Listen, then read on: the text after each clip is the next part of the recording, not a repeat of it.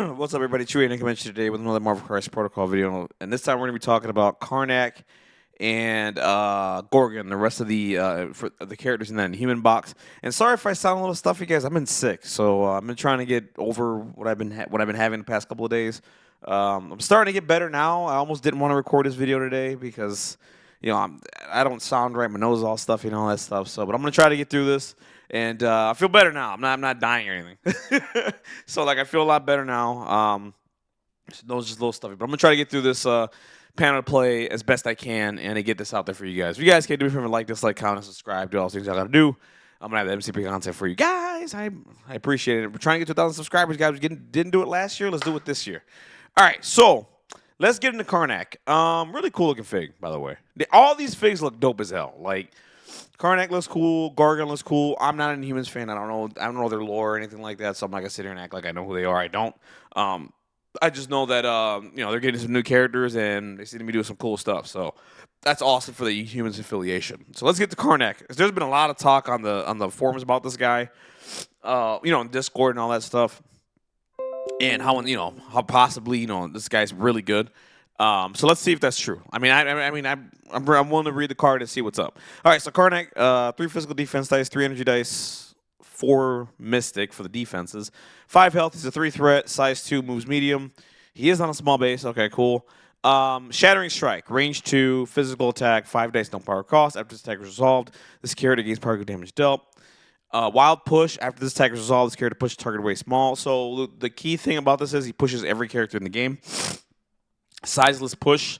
It's been a while since we've had like a 3 or 4 threat do that. Because the last 3 threat I remember doing a sizeless push was Shuri. Let me know if I'm wrong in the comment section down below. I think it was Shuri. And that had to get nerfed. That was so strong. But she had a range 4 gun sizeless push. It was insane. This is range 2. It's sizeless. It's really. I think this is a really good attack. And it being a sizeless push is really, really good. So that's awesome. Good stuff for him. All right, let me show you. Let me show you your flaw. What? Range 3, 7 dice, 4 power cost. When calculating successes for this attack, this character adds the number of fails in both the attack and defense roll to his total successes. That's a really good attack. I don't have such luck when it comes to this. Every time I roll this and I think I'm going to get more successes than I think I am, I never do. But when I play with other characters and I don't have this condition, I seem to roll more fails than normal. So, I don't know. My luck with these kind of attacks are kind of crappy, but I can see where this can drop some characters really fast. 7 dice is a lot. Range 3 is a big range. I can see this dropping characters really fast, honestly, seriously. This is a pretty good spender, really, really good. Meditate. Hey, another character has Meditate. In action, this character gains 2 power. Cool. So he has a way to gain power. Awesome. Teachings of the 3 worlds. Okay. 4 power cost. After another allied character within 3 makes an attack or defense roll, during the calculate success step, this character may use this superpower. The allied character may add up to 2 of their failed results to its total successes. That's pretty cool. So it's another allied character within 3 of him. He can't use this. Okay. So I was trying to see if he can use it. He cannot. Not that he should. I think that'd be pretty cool if he could use this, but he can't use it. Other characters can. If you need to push through that 1 or 2 extra points of damage for this is really good.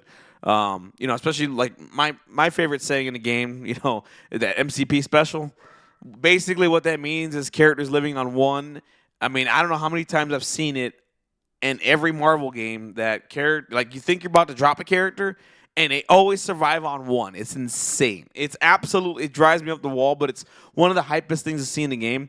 This can go past that a little bit. If you got a couple of fail results and you do that 1 more point of damage, this will help you out, right?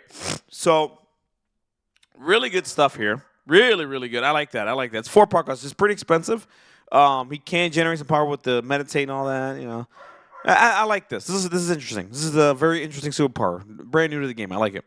Pinpoint weakness, 2 power cost. After an attack against this character is resolved, or this character resolves an attack, it may use a superpower. Place a weakness token on or move an existing weakness token to the attacking or defending enemy character. This character may only have one weakness token token in play at a time. So you can't stack the weakness tokens. You can only have one in play at a time. So that's cool.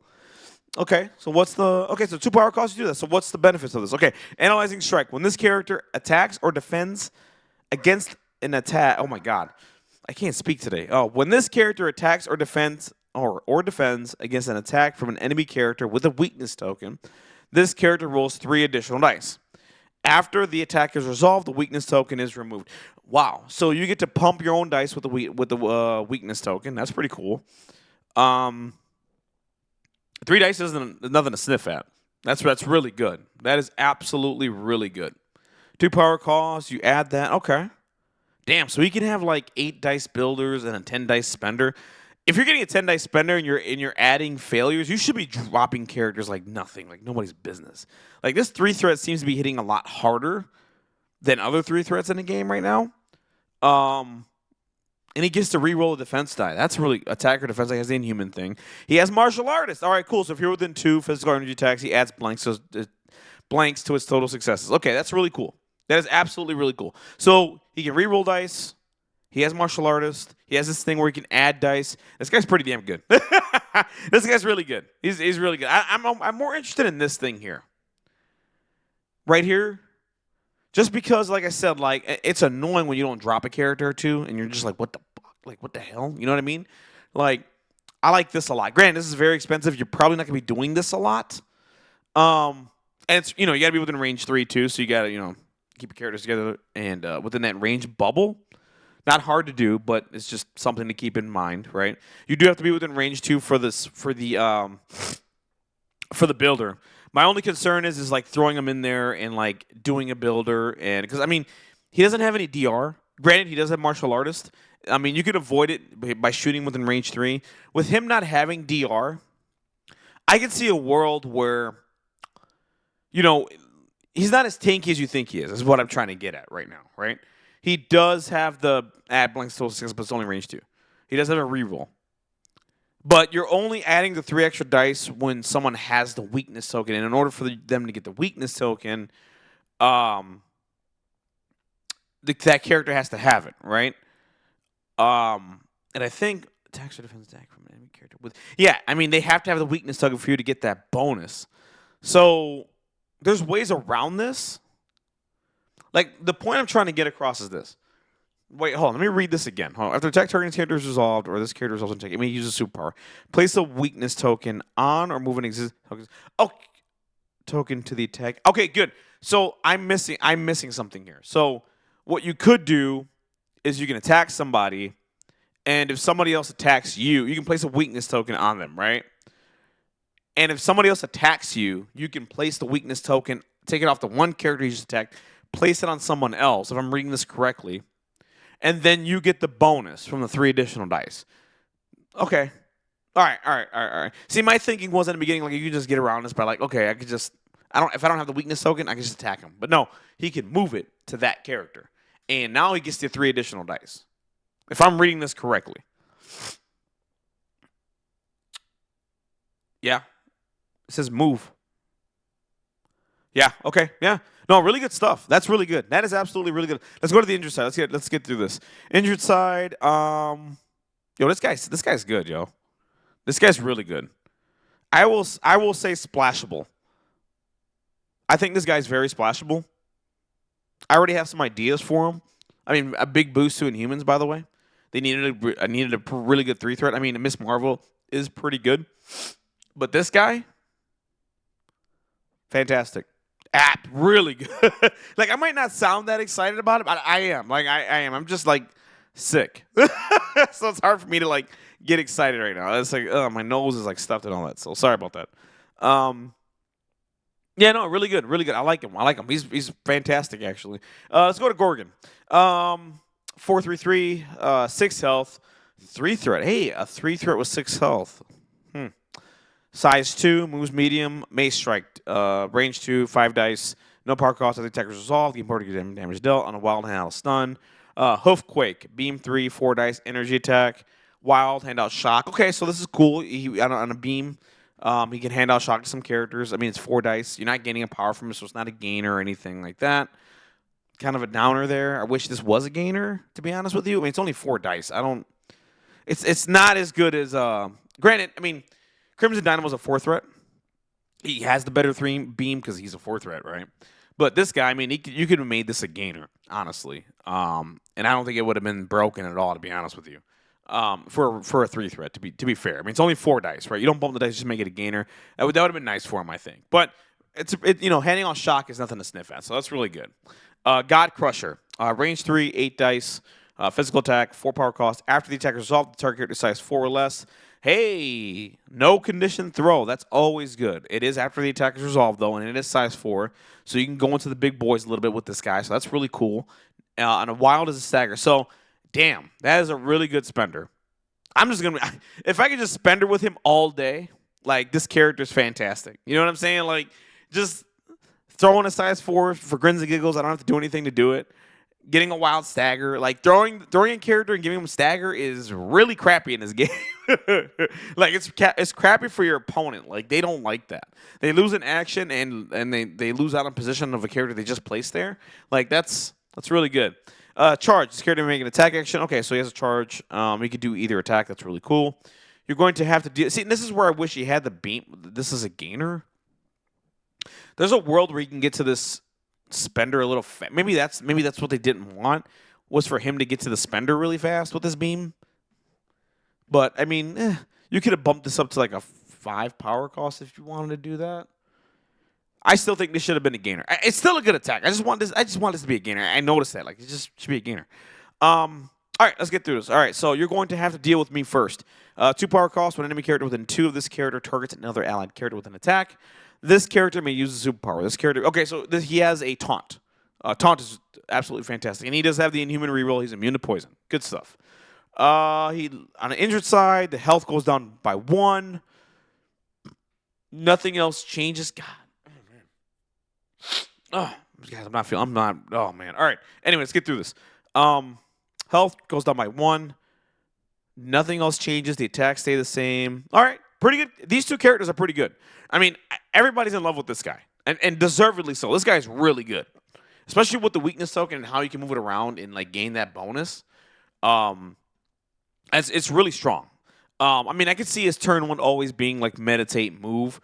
That way you're at 3 power, and if someone were to attack you, well, then you can go and place the weakness token on them, and now going forward, going into turn 2, if you don't die, because he does have 5 health. We do have to keep that in mind. He has no DR. He does have a reroll.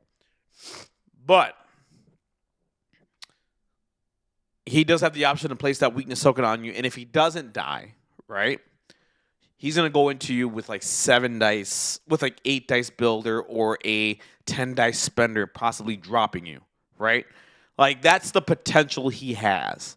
And that is really good. That's absolutely really, really freaking good. And this is amazing, by the way. This is insane. I love this. Adding 2 fails as for successes is very, very, very good. And I have ideas for this already in my head. I'm not going to let it out. Let's just say he might make my roster. I have ideas for this guy. Okay, I have ideas for this guy. But, I mean, Gorgon, really good, too. I mean, if you're looking for, like, like a character to take some attacks away from you, so you don't take any damage, and then on the flip side, I mean on the other end, he has like a really good spender with a conditionless throw, and if he hits the wild, you gain a stagger. Like he has a really good spender, and he has a taunt, and he does have a charge. He does have action economy. The one thing about this guy is he doesn't have action economy, right? He has no charge. Not that he needs it. He shouldn't need a charge or nothing. That's absolutely insane. It's not what I'm advocating for. But his action economy isn't there, right? And he has no other ways to get into the game. Like, let's say if you were to control him, right? You were to control Karnak. Karnak will have a really hard time getting back into the game, is my point. Gorgon, if you throw him, well, he can still always charge and move and get an attack, and then he can still move again right afterwards. Karnak does not have that, right? So no AE, no action economy at all. That's his weakness, I think, in my opinion.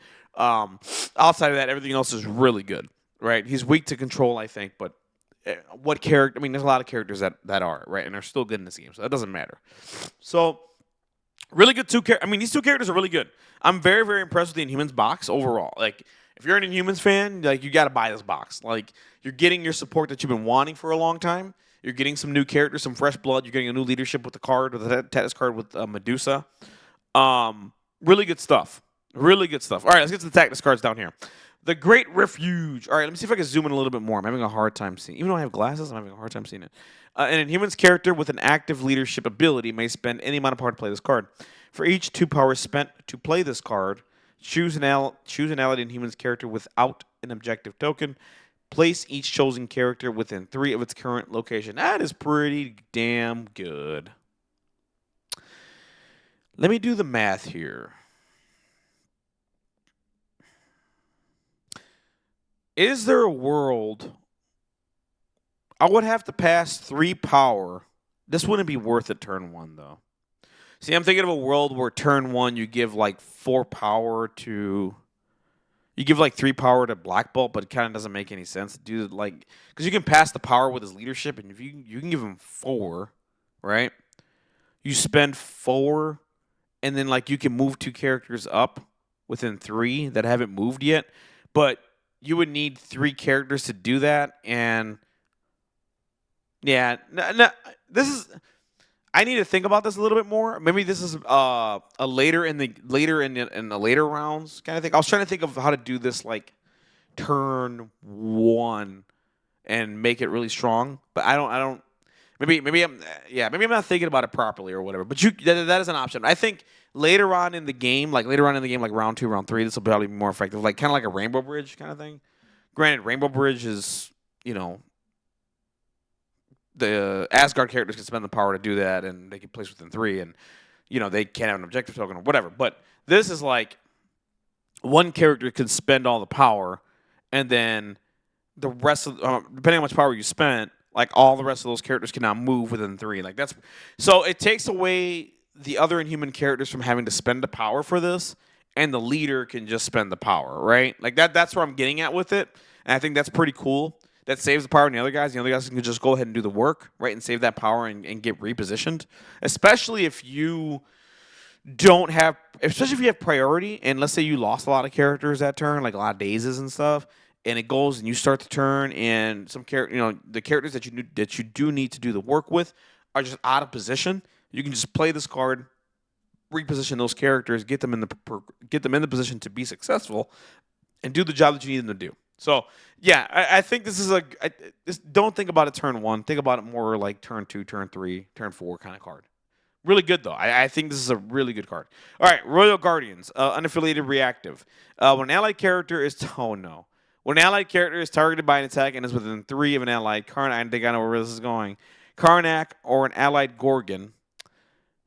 Karnak or Gorgon may spend 3 power to play this card. Place the character that played this card within one of the allied character. This is a Heroes for Hire. The placed character becomes the target of the... I can just tell by reading the first sentence that this is a Heroes for Hire card. It's funny that all those cards are kind of worded the same way. You just kind of pick up on it. The placed character becomes the target of the attack. After the attack is resolved, if Karnak was placed and is not dazed, and there are no allied weakness tokens on the battlefield, the attacking character gains a weakness token. So, we just talked about action economy, right? And granted, I'm not saying this, but this is a way for Karnak to get into the game now, because, like I said, you can just control him pretty easily, and he's just, out of the game, basically, having no places or anything like that. But this is a way for him to get placed and take the attack. Granted, this is all dependent on if he's... Well, no. Hold on. Ooh, I just thought of a combo. If there is a weakness token on the field and you have the power, if you have 5 power, what you could then do is the attack is going into... Is it after the attack is resolved? Hold on. Damn, I'm trying to remember all this. Hold on. After the attack is resolved, right? After an attack is... Yeah, it has to be after the attack. Never mind. I was thinking the timing of, like, you can just... If you have it in play, you can just switch it. Which you still can do that, right? But, if he dazes, then damn. It's like, okay, whatever, you can't do that. Um, okay, so yeah, you can just place a weakness token. Cool. After the attack is resolved, if Gorgon was placed and is not dazed, the attacking character gains the shock and some special conditions. I think, in my opinion, I think Gorgon has the better effect, right? I think this card is going to be way more effective on Gorgon. If people don't, if I'm wrong there, let me know. I mean, I think Gorgon has the better effect. I think he's probably better off playing this card. I think both can play this card. I just think Gorgon has the better ability, right? And Gorgon has more health on his healthy side, 6 versus 5, right? And if that target character doesn't have a weakness token, well, Karnak isn't bumping the dice, right? So it's just going to be a regular, like, I'm rolling 3 physical defense dice and I have a reroll. Versus Gorgon, who has 4 physical defense dice and has a reroll. I think this screams more Gorgon than Karnak, right? I think you take this card with both of them, but Gorgon is the target, right? Because then he get taunt right after, right? So yeah, I don't know. I just the card is really good. To me, this screams Gorgon should play this card. That's all I'm saying. That is all I'm saying. During the power phase, an Inhuman's character may spend 4 power to play this card. This round, while an allied Inhuman's character is making an attack and is within 3 of 1 or more other allied Inhuman characters, when it uses the Inhuman superpower to reroll dice, it may reroll 1. Oh, okay, that's cool. Inhuman's character may this round while attacking, while an allied character is making an attack as well. While an allied Inhuman's character is making attacks within 3 of 1 or more other. Okay, that's a really good. That's an okay card. You get the double dip into you spend 4 power basically, and you get to double dip in the Inhuman reroll thing for I think the turn this round. That's pretty good. Rerolling 2 dice is nothing to sniff at. That's pretty good. In Homo Supremus. Okay, got it. Yeah, really good stuff. Really good stuff, guys. I'm sorry, I wish I was a little more excited today. Like, it's not that, it's just, man, I'm not feeling great. So, I just wanted to get this video out there as best I can. So, if you guys can, let me know your thoughts down below on both these characters. Did I miss the mark on Karnak? Like, I think he's really good, right? But the reaction, like, the more I read his card, I'm like, okay, I see what you guys are talking about, but at the same time, it's like, he's kind of weak to the control. I mean, he can kind of die fast. I mean, granted, he does have martial artist, and that will keep him alive, right? Stuff like that. But outside of that, like, he's good, right? I don't think he's like power. I don't know if he's power creep or anything like that. He should be dropping characters like flies with this, right? But that's about it, right? I mean, Gorgon. I think I'm more impressed with Gorgon, just because of the taunt and just because of what he offered, action economy, the spender, right? I think is effective, right? 6 health, right? 4 defense dice. I look at things like that, I'm like, yeah, that's really good. But yeah, let me know your thoughts down below on Gorgon and Karnak. I mean, if you're an Inhumans player, are you excited about these cards? Like, what do you guys, are you going to be playing more Black Bolt leadership? Are you going to be playing more Medusa leadership? Give me your thoughts down below about everything, guys. If you guys can, that'd be great. And catch you guys in the next one, okay? You guys have a wonderful, blessed day. I hope to get better in the next couple of days here so I can make a better video. Right now, I just feel like crap, guys. Take care. Have a wonderful, blessed day. Catch you on the next one. Bye.